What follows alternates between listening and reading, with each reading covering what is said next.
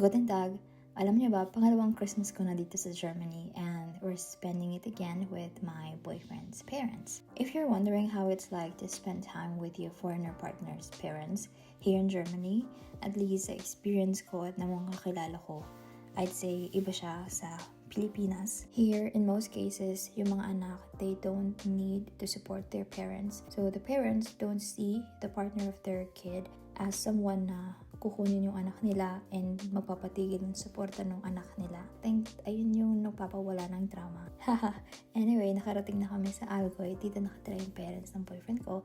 3 hours away siya by train and sinundo kami ng papa niya. May snow na agad dito. Dun sa bahay namin or sa city namin, wala pa.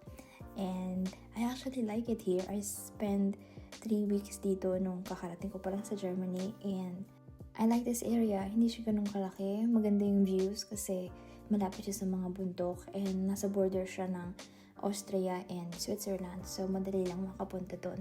Thank you for watching. Cheers!